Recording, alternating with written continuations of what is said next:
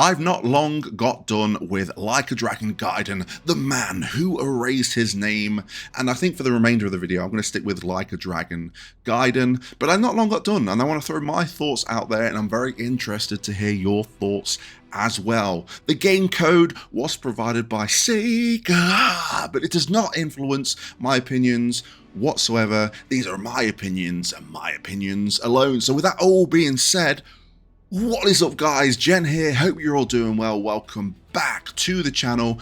Got you covered with timestamps as always, so if there's a certain section you want to skip to, feel free to do so. All I ask is you to hit the thumbs up button. So I think it's very important that I start off with this video with a brief history of my history of the Yakuza / Like a Dragon series, so you know where I'm coming from when talking about Like a Dragon Gaiden. Now, I'm a late bloomer to the series. I got into it about a year or two after Yakuza 0 came out. I seen it constantly on sale, and I seen it constantly getting talked about, and I was like, you know what, I want in as well. And I didn't know what I was getting into. I was one of those people that back in the day thought this was just a Japanese GTA, and I know I was very far from the truth with that one, because I played Yakuza 0 and I absolutely loved what it brought to the table. Now, the beat 'em up style of game isn't my go-to genre. I'm much more of a kind of like RPG guy, but Yakuza was always to me pretty much a RPG, but with the beat 'em up elements in between. And once I clicked onto that fact, I was hooked into the series. So you're probably asking, Jen, what games have you played? Give us the history, let us know.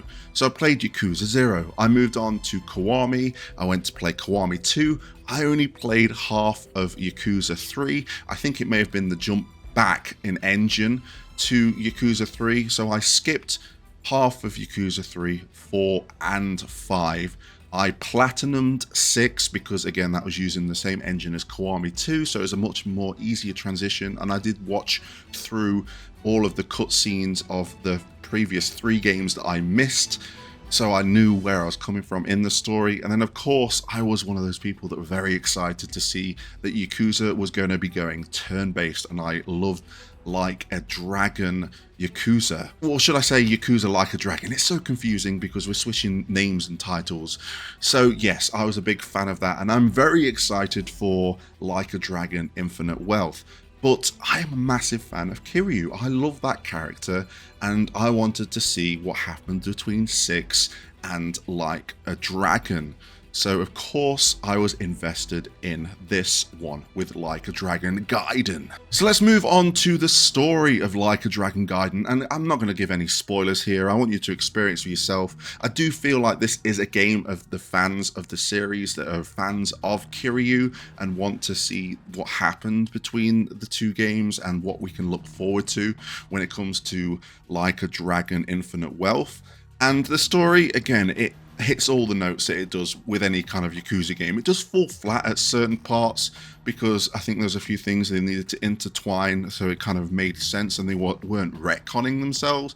But apart from that, especially towards the end where it got very emotional, that's all I'm going to say, it was your beat-to-beat Yakuza story involving Kiryu. So let's briefly talk about characters. Of course, Kiryu, I love Kiryu. There's not a bad thing to say about him. He is really good in this game. Again, voice acting is top tier, Japanese dub that is, and I really kind of loved the way he carried through the story, seeing all the emotions again, whether it is through side stories or the main story. Kiryu brings it to the table, and I guess in a way this really rounds things off, and I'm very kind of, I guess, complacent and kind of accepting that this is probably his last kind of game where he is leading the charge. Now, without going into too much spoilery territory, we do have a good cast of side characters as well, whether it is through the side stories of the game or the main story. I think the only one I want to shout out is Akami, which is kind of your go-to throughout the story to go to the castle, which is the new location in the game. But apart from that, she is the one that kind of gives you the sub-stories. She has a story of her own that you can kind of follow up as you go through the game, and I do think that we're probably going to see her in Infinite Wealth as well. Great addition, and again, I'm not going to go into too much detail with the other characters, but they all bring something to the table, and there isn't anyone that's really that flat in Gaiden performance. It's kind of what you would expect from a Yakuza game. Moving on to gameplay, let's talk about exploration, let's talk about the world. This mainly takes place in Sobentori in the Yakuza universe, if you're familiar with that. We do kind of start off in Yokohama, but it's a very small section, and we do go to this new location called the castle. If you've played a Yakuza game, you know what you're getting into. It's essentially like a mini sandbox of a town that you're in with a lot to do. There's things to find, and with his new kind of agent whip ability, a bit like Persona 5 now I'm really thinking about it, because there are some sections that you use during the story battles where you use it as a hook to get to higher locations. That's what Joker does, right? But you also use it in the kind of open sandbox as well to get more items, to then have access to more things. It's very much more what we're used to, but better. I really enjoyed the exploration. I loved going through the town, I loved picking out up fights, and I love everything else in between. I certainly love the new section, which is the castle, which is kind of like this big, glorious casino area. You've seen it in the trailers. There's a lot to do here. It introduces the Colosseum and a few other side games as well, but it's just a nice new place. It might not be grandiose in scale. It's actually very, very small, probably the smallest new map that we've had in the Yakuza series, but it is a nice map nonetheless. So from exploration, let's talk about the combat. We are at our crux here with Kiryu. We are having that beat 'em up style, though we only have two styles to choose from. We have the Yakuza style, which I believe is like the Dragon of Dojima style that we get at the end of most games, but with a few more tweaks in there. I mean, I'm not very well versed in the combat. I don't dig too deep into it, but that style felt very much the same of what you get towards the end game of the old Yakuza games. I might be wrong. I'm sure someone will correct me there in the comment section below, but the new style is very fun to play around with, especially with me playing Spider-Man 2 not so long ago as well, because we have the agent style. We get to throw drones at people, we get to throw cigarettes that just explode, and we can really try and time that well to walk around, so we have that epic explosion. Do you know when the battle slows down when you win it? If you can time it right, it looks really, really cool. We also have the access to the whip, so we can really like whip up to 3 people, throw them around, throw them off a bridge in Sobentori, and have a real good time. We have jet shoes as well. Like, there's so much to this new combat style, and it was really fun to play around with. I think if they kind of brought in another style that was very similar to what we've had before, I don't think I'd be praising the combat as much, but the addition of Agent really kind of like shakes things up again. But I think while I was playing the combat of this game, even though I enjoyed the new style and I enjoyed using the Yakuza style as well, especially how powerful it can be once you've leveled it all up, I think, again, in terms of like what I feel with Kiryu's story as well, and him being the lead protagonist, I think I'm ready to move on from the beat 'em up style.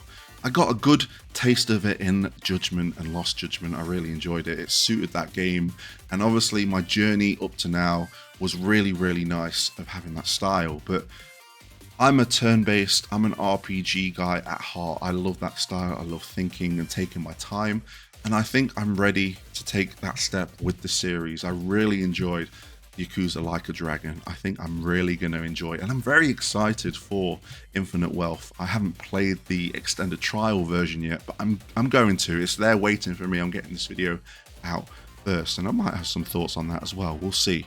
But I think I'm ready to move on from this combat now. I don't think there's anything else that it can introduce that will kind of be like, yes, I'm ready to play this once again, because I think in certain aspects it can feel the same too much. I know that we've been in the same locations game after game, and you could make the same argument for that, but you can see where the series is going. We're going to Hawaii in the next game.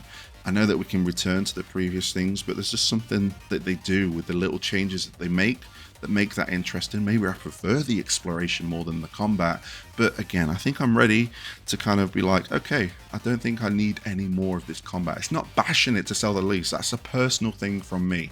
I just think I'm ready for what Ichiban has to offer and the turn-based route that the series is going in. I can't talk about Like a Dragon or the Yakuza series in general unless I talk about the side content, and Like a Dragon Gaiden again, does it? It might feel like a bit of a side game or a bit of a filler game, but it comes with all the strengths that a Yakuza game has, and that is its side content. We have all the games that you can imagine. We've got pool returning, we have golf, we have billiards, we have koi, we have everything in. I'm probably missing loads. I'm trying to think of all of them and trying to list them all, but I'm sure there's just too many to list, and I'm sure someone might throw their favorite down in the comment section below that I've not talked about. But there's so much there. We have the SEGA arcade as well, with some new kind of things to play. We have the classic UFO catcher as well. I think it's even called the UFO Catcher 8. I don't know if that's changed in number as we've gone through the series, but it's all there and it's really rewarding. Something new that comes with this is the fact that we can change our outfit. I think I might briefly mention, it's always nice to have a game where you can make a character feel like your own character without it being you. So dressing up Kiryu in these wild suits, what you unlock throughout the game, or dressing up for the Colosseum, which we'll talk about in a second, is just nice touch. Also, we have the Colosseum,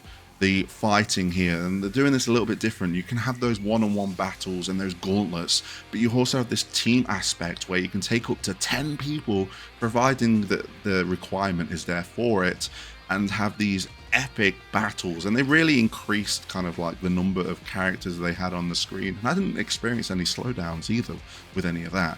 But these Colosseum fights are pretty epic in scale, and you can recruit many characters, and if you play through the Like a Dragon / Yakuza series, you will recognize a lot of them. Especially there's a few Judgment stuff in there that I was really a fan of, because I really do like the Judgment series and that story and that cast of characters, and it was nice to see some returning here. There's so many characters you can recruit for the Colosseum, and it is a lot of fun.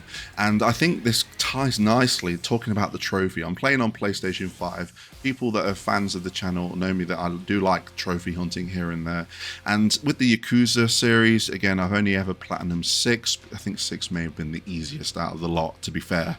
But this one seems pretty easy as well. You don't need any kind of difficulty requirements. It just requires your time and your patience to go through the game. There are a few hard ones, and like playing pool and doing the perfect shot on normal, but I'm sure there's going to be guides out on YouTube by the time you guys see this to get that done.